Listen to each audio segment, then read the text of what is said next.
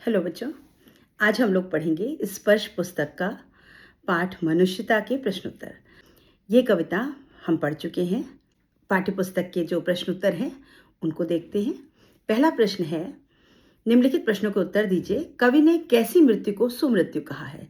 तो कवि ने मृत्यु को सुमृत्यु कहा। मृत्यु तो अपने आप में ही बहुत तकलीफदेह चीज़ है, लेकिन यहाँ पर कवि ने उसको सुमृत्यु कहा। क्यों कहा ऐसा? क्योंकि कवि ने ऐसी मृत्यु को सुमृत्यु कहा जिसमें मनुष्य अपने से पहले दूसरों की चिंता करता है और परोपकार की राह को चुनता है, जिससे उसे मरने के बाद भी याद किया जाता है। सुमृत्यु कब है? हमारे मरते तो सब हैं, लेकिन सबको लोग याद नहीं रखते। किसको याद रखते हैं? जो अच्छे कर्म करता है उसको मरने के बाद भी याद किया जाता है। तो कवि कहता है कि अगर हम किसी की मदद करेंगे, दूसरों की चिंता करेंगे, परोपकार करेंगे, तो लोग हमें हमारे मरने के बाद भी याद रखेंगे। और जब मरने के बाद भी हमें याद रखा जाएगा तो वो मृत्यु सुमृत्यु कहलाएगी। इसलिए उन्होंने मृत्यु को सुमृत्यु कहा। प्रश्न 2, उदार व्यक्ति की पहचान कैसे हो सकती है? उदार मतलब जो बहुत दयालु हृदय हो, दूसरों की मदद करने वाला, उसको हम कैसे पहचान सकते हैं? उदार व्यक्ति परोपकारी होता है। वह अपने से पहले दूसरों की चिंता करता है। मतलब अपने बारे में तो सभी सोचते हैं, लेकिन अपने से पहले अगर कोई किसी दूसरे के बारे में सोच रहा है और लोक कल्याण में अपने जीवन को लगा देता है या अपने जीवन का त्याग कर देता है। अगर कोई किसी के कल्याण में, दूसरों के कल्याण में अपने जीवन का दान दे देता है, अपने जीवन को लगाता है, तो उसको हम उदार व्यक्ति कह सकते हैं। तीसरा प्रश्न, कवि ने दधीचि, कर्ण और महान व्यक्तियों के उदाहरण देकर मनुष्यता के लिए क्या उदाहरण दिया है?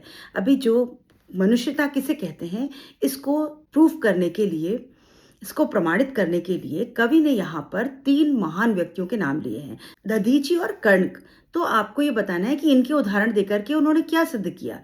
कवि ने दधीचि और कर्ण और आदि महान व्यक्तियों के उदाहरण देकर मनुष्यता के लिए यह संदेश दिया कि परोपकार करने वाला ही असली मनुष्य कहलाने योग्य होता है। जो दूसरों के लिए काम करता है वो वाकई में, सही मायनों में असली मनुष्य होता है। मानवता की रक्षा के लिए दधीचि ने अपने शरीर की सारी अस्थियां दान कर दी थी और कर्ण ने अपनी जान की परवाह किए बिना अपने कवच को दान कर दिया था, जिस कारण उन्हें आज भी याद किया जाता है। और इन उदाहरणों से कवि यही समझाना चाहता है कि परोपकार ही सच्ची मनुष्यता है और उसे उसकी मृत्यु के उपरांत भी याद किया जाता है।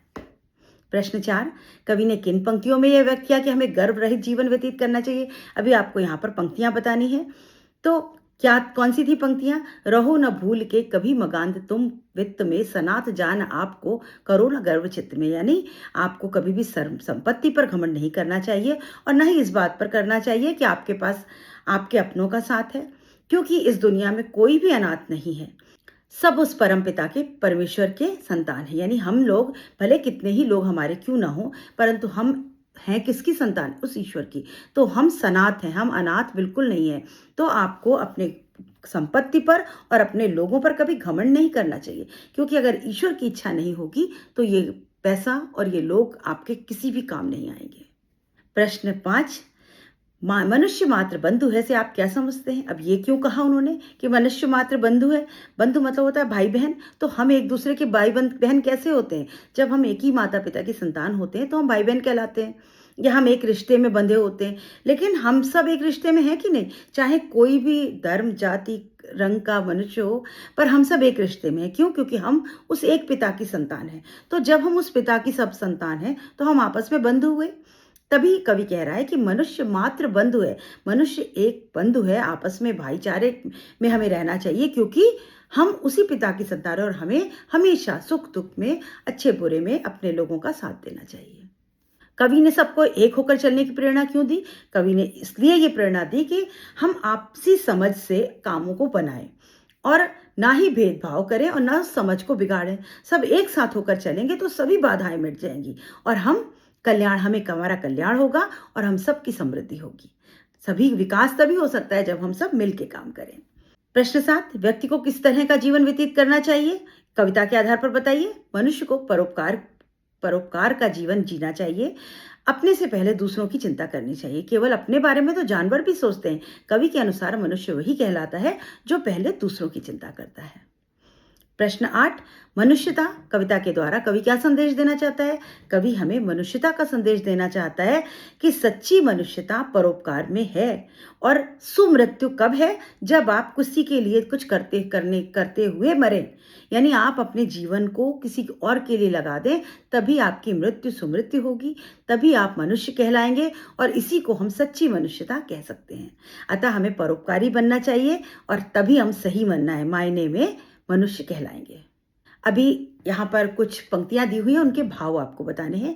इस तरह के प्रश्न बच्चों ज़रूर आते हैं, तो जब कभी भी भाव बताओ, भाव स्पष्ट करो, अर्थ बताओ, भावार्थ लिखो जैसे प्रश्न आए, तो आपको पहले 2 पंक्तियों में संदर्भ लिखना पड़ेगा, संदर्भ और प्रसंग लिखना पड़ता है कि ये पंक्तियाँ कहाँ से ली गई हैं, इसके कवि कौन है और ये इसमें क्या कहा गया है। तो पहली पंक्तियां हैं, सहानुभूति चाहिए महाविभूति है वही, वशीकृता सदैव है बनी हुई स्वयं मही, विरुद्ध भाव बुद्ध का दया प्रवाह में बहा, विनीत लोक वर्ग क्या न सामने झुका रहा। तो आप इसमें क्या लिखेंगे कि प्रस्तुत पंक्तियां हमारे पुस्तक स्पर्श के पाठ मनुष्यता कविता से ली गई हैं और इसके कवि कौन है? मैथिली शरण गुप्त हैं। इसमें कवि हमें क्या बता रहे हैं कि हमको बुद्ध भाव से जीवन जीना चाहिए, यानी दूसरों की सहायता और परोपकार में विश्वास रखना चाहिए। कवि इन पंक्तियों में कहना चाहता है कि मनुष्य के मन में दया और करुणा का भाव होना चाहिए, यही सबसे बड़ा धन है। स्वयं ईश्वर भी ऐसे लोगों का साथ देते हैं। इसका सबसे बड़ा उदाहरण महात्मा बुद्ध हैं, जिनसे लोगों का दुख नहीं देखा गया था। और जब उनसे लोगों का दुख नहीं देखा गया तो वो लोक कल्याण के लिए दुनिया के नियमों के विरुद्ध चले गए, तो उन्होंने लोगों की मदद करने के लिए दुनिया के सारे नियमों को तोड़ दिया। इसके लिए क्या पूरा संसार उनके सामने नहीं झुकता। उनके दया भाव व परोपकार के कारण आज भी उनको लोग याद करते हैं, उनकी पूजा की जाती है और उन्होंने ऐसा कार्य किया, लोगों को ऐसी रास्ते दिखाए कि उनको हम आज भी याद करते हैं, उनको हम उनकी पूजा तक करते हैं। महात्मा बुद्ध के मंदिर बन गए हैं। अगली पंक्तियां, रहो न भूल के कभी मदांध तुम, तुच्छ वित्त में सनाथ जान आपको करो न गर्व चित्त में, अनाथ कौन है यहाँ त्रिलोकनाथ साथ हैं, दयालु दीन बंधु के बड़े विशाल हाथ हैं। कवि कह रहा है कि भूल कर भी कभी संपत्ति या यश पर घमंड मत करना। इस बात पर कभी गर्व नहीं करना चाहिए कि हमारे पास अपनों का साथ है और हमारे पास इतनी संपत्ति है। कवि कहता है यहाँ कौन व्यक्ति अनाथ है, उस ईश्वर का साथ सबके साथ है, सब बराबर है, क्योंकि सबके पास उस परम पिता ईश्वर का परमेश्वर का साथ है। वह बहुत दयावान है, उसके हाथ सबके ऊपर हैं। तो अगर किसी के पास पैसे की कमी है तो वो अपने आप को अनाथ ना समझे। अगर आज आपके पास बहुत कुछ है तो घमंड मत करना, क्योंकि हमारे कुछ भी नहीं है, सब उस ईश्वर का है। जो वो चाहेगा वही होगा। बच्चों ये तो कविताएं हैं, आपको सिखाया जाता है, लेकिन सच्चाई ये है, आप अगर आस्तिक हैं या नास्तिक हैं पता नहीं, आप ईश्वर को मानते हैं या नहीं मालूम नहीं, लेकिन आप ये मान के रखिए बच्चों कि थाली में परोसा हुआ खाना रखा रह जाता है, अगर ईश्वर की इच्छा नहीं होगी तो आप एक कौर मुंह में नहीं डाल पाएंगे, कुछ हो जाएगा और आपका खाना वहीं का वहीं छूट जाएगा। तो हम एक दाना भी अगर हमें मुंह में हमारे जा रहा है, हमें मिल रहा है, तो उस ईश्वर की कृपा से मिल रहा है। तो हमेशा उसका धन्यवाद करिए और दूसरों का परोपकार करिए, क्योंकि ईश्वर आपको उस परोपकार का फल अवश्य देगा। अगली पंक्तियां हैं, चलो अभीष्ट मार्ग में सहर्ष खेलते हुए, विपत्ति विघ्न जो पड़े उन्हें धकेलते हुए, घटे न हेल मेल यहाँ बढ़े न भिन्नता कभी, अतर्क एक पंथ के सतर्क पंथ हो सभी। कवि इन पंक्तियों में कहना चाहता है कि मनुष्यों को अपनी इच्छा से चुने हुए मार्ग में खुशी खुशी चलना चाहिए। रास्ते में कितने भी संकट हों, कितनी भी बाधाएं हैं, उन्हें हटाते हुए चलना चाहिए। मनुष्य को ये ध्यान रखना चाहिए कि आपसी समझ ना बिगड़े, हमारे आपस की समझ नहीं बिगड़े और कोई भेदभाव ना बढ़े। बिना किसी तर्क वितर्क के सभी को एक साथ लेकर आगे बढ़ना चाहिए, ताकि तभी यह संभव होगा। मनुष्य दूसरों की उन्नति और कल्याण के साथ अपनी समृद्धि भी कायम करे। हमारी समृद्धि भी, हमारी उन्नति भी तभी होगी जब पड़ोसी की होगी, या जब हमारे देश की होगी तभी हमारी उन्नति होगी, या हमारे पड़ोसी देश की होगी तभी हमारी उन्नति होगी। लोग ये भूल जाते हैं, सिर्फ अपने बारे में सोचते हैं। तो यहाँ कवि यही कह रहा है कि अभीष्ट मार्ग, अपने रास्ते पर चलो। बाधाएं तभी हटेंगी जब सबकी मदद करते चलोगे, सबकी मदद तुम्हें मिलती चलेगी और तुम्हारी सारी बाधाएं हट जाएंगी और तुम एक अपने अभीष्ट मार्ग को, अपने उस लक्ष्य को पा सकोगे। तो बच्चों यहाँ आपके सभी प्रश्न जो आपकी पुस्तक के थे, पाठ्य पुस्तक के, वो सब समाप्त होते हैं। कुछ इम्पोर्टेंट और प्रश्न हैं जिनको हम लोग पढ़ लेते हैं जो कि बोर्ड में आए हुए हैं। तो उन प्रश्नों को देखिए। कवि मैथिली शरण गुप्त के अनुसार मनुष्य कब अहंकारी हो जाता है और क्यों? ये 19 ये 2019 में आया है।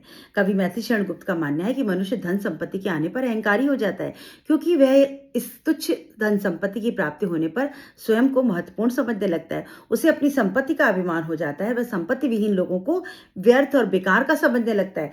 धन के बल पर अपने को सुरक्षित अनुभव करके वह व्यर्थ घमंड करता है। वह ये भूल जाता है कि संपूर्ण विश्व के मनुष्य की रक्षा करने वाला ईश्वर ही सबसे सर्वशक्तिशाली है तथा वही सबका नाथ और स्वामी है। ये पैसा रुपया कुछ काम नहीं आएगा, वो ईश्वर ही हमारे काम आएगा। प्रश्न 2, कवि किसके जीने और मरने का एक समान बताता है? एक नश्वर संसार में हजारों लोग प्रतिदिन मरते हैं। उनकी मृत्यु को लोग थोड़े ही दिनों में भूल जाते हैं। ये लोग अपने स्वार्थ को पूरा करने के लिए जीते हैं और उसी में मर जाते हैं। उन्हें दूसरों की दुख पीड़ा से कुछ लेना देना नहीं होता। दूसरों के बारे में ना सोचने के कारण ऐसे लोगों की मृत्यु से कुछ दिन लोगों का लेना देना नहीं होता। आत्म केंद्रित होकर अपना स्वार्थ हित साधना में लगे रहने वाले के जीने और मरने को एक समान बताया, क्योंकि उनके मरने पर कोई उन्हें याद नहीं करता। उनके जीने से किसी को फर्क नहीं पड़ता, मरने से किसी को फर्क नहीं पड़ता। तो ऐसे लोग जो हैं उनका जीना मरना एक समान है। और किसका इंपॉर्टेंट है? जो दूसरों के लिए जीता है, जो दूसरों के लिए मरता है। प्रश्न 3, अखंड आत्मभाव भरने के माध्यम में कवि क्या कहना चाहता है? अखंड आत्मभाव भरने के माध्यम से कवि कहना चाहता है कि लोग एक दूसरे के वैमनस्य, ईर्ष्या, द्वेष आदि भाव ना रखें। सारी दुनिया को लोगों के साथ एकता, अखंडता बनाए रखनी चाहिए और इसके लिए आप सभी को अपना भाई बंधु माने। प्रायः लोग जाति, धर्म, भाषा, क्षेत्रवाद, संप्रदाय आदि संकीर्णताओं में फंसकर मनुष्य को भाई समझना तो दूर मनुष्य भी नहीं समझते। कवि इसी संकीर्णता का त्याग करके और सभी के साथ आत्मीयता बनाने की बात कर रहा है। जो इस समय भी बच्चों इतने युद्ध चल रहे हैं, लड़ाइयाँ हो रही हैं, क्या है? क्यों लड़ रहे हो?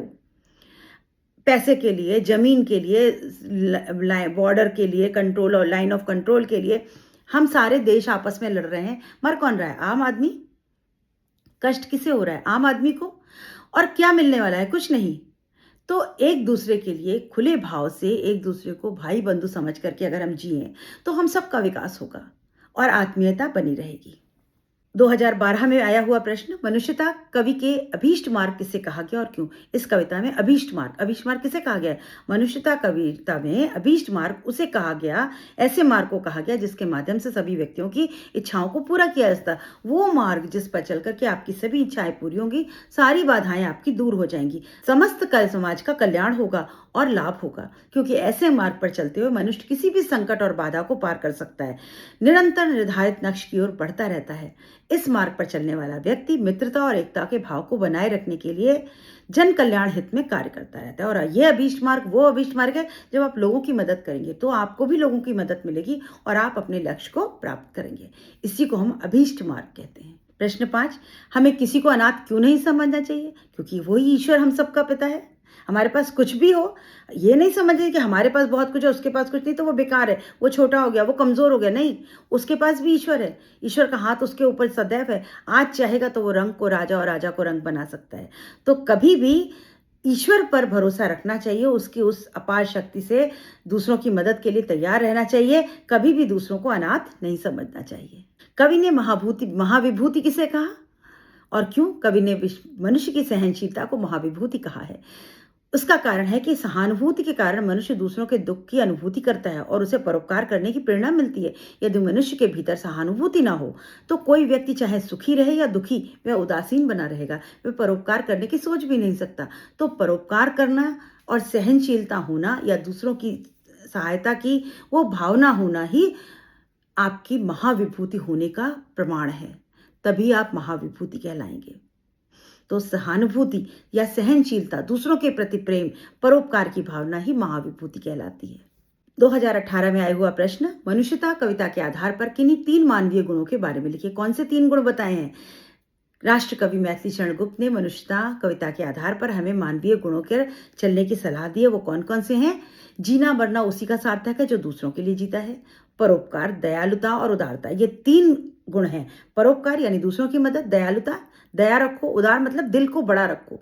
ये 3 गुण मानवीय गुण हैं जिससे कि मानव जीवन सार्थक बनता है। केवल अपने लिए जीना पशु प्रवृत्ति है, दूसरों के लिए जीने से ही सच्चे अर्थों में मनुष्यता प्राप्त होती है। अभी बच्चों इसका एक इम्पॉर्टेंट प्रश्न और है, जिसमें कि वो जो 3 आपको महाविभूतियों की बात की गई है, उनके बारे में आपको वो कहानी पता होनी चाहिए। तो मनुष्यता कविता में वर्णित उशीनर, दधीचि और कर्ण, इनकी कहानी पता होनी चाहिए। मनुष्यता कविता में वर्णित उशीनर और दधीचि कर्ण के द्वारा किए गए कार्य क्या हैं? उशीनर कौन थे? उन्हें राजा शिवि ने के नाम से जाना जाता था। ये उशीनर राजा शिवि के बारे में बात की जा रही है। राजा उशीनर ने अपने शरण में आए एक कबूतर की रक्षा के लिए अपने शरीर से उसे वजन बराबर बाज को दे दिया था। वो बाज उनके पास आके बैठा और उन्होंने पकड़ लिया उसको। तो लोग आए बाज को मांगने, तो उन्होंने कहा नहीं हमने दे, बोले हमको तो इसका मांस खाना है। तो उन्होंने उसी के बराबर तौल के अपना मांस उसको दे दिया था। और इस प्रकार दयालुता का अनुकरणीय कार्य किया था उन्होंने। बाज की रक्षा के लिए उन्होंने अपना मांस दे दिया था। दधीचि, महर्षि दधीचि ने दानवों को पराजित करने के लिए अपने शरीर की हड्डियां दान दे दी थी, क्योंकि ये देवताओं ने बोला कि आपकी हड्डियों से हम वज्र बनाएंगे, तभी हम दानवों का संहार कर पाएंगे। तो उन्होंने अपनी सारी हड्डियां जो थी वो दान कर दी थी मानवता की रक्षा के लिए। कर्ण कर्ण अत्यंत दानवीर योद्धा था। उसने ब्राह्मण वेशधारी इंद्र को, यानी इंद्र जो थे वो ब्राह्मण का वेश कराए और उन्होंने कहा तुम मुझे अपना कवच और कुंडल दान दे दो। क्यों? क्योंकि उन्हें पता था कि अगर कर्ण जो है वो कवच कुंडल के साथ युद्ध में उतरेगा तो कभी किसी दूसरे की विजय नहीं हो सकती। और उन्होंने हंसते हंसते, कर्ण समझ गए और उन्होंने अपना कवच और कुंडल दान में दे दिया था। और इसीलिए ये तीनों महापुरुष अपने इस अनूठे कार्य करके मानवता की रक्षा की और त्याग और परोपकार करके मनुष्य को मनुष्यता की राह दिखाई, और इसीलिए उनको आज भी याद किया जाता है। तो ये तीनों कहानियां आपको पता होनी चाहिए। आप कोई एक कहानी भी आ सकती है 2 नंबर के प्रश्न में कि उनके बारे में आप क्या जानते हैं, लिखिए। तो आपको ये तीनों कहानियां पता होनी चाहिए। तो बच्चों यहाँ पर समाप्त होता है हमारा ये पाठ मनुष्यता प्रश्नोत्तर के साथ। मिलते हैं अगले वीडियो में दूसरे पाठ के साथ। सभी बच्चे लाइक, शेयर, सब्सक्राइब करते रहें, बेल आइकन दबा लें, जिससे कोई भी वीडियो आए तो आपको पहले मिल जाए। और बच्चों अपने दोस्तों के साथ शेयर करिए, जिससे कि और बच्चे भी इसका लाभ उठा सकें। मिलते हैं अगले वीडियो में। Good bye.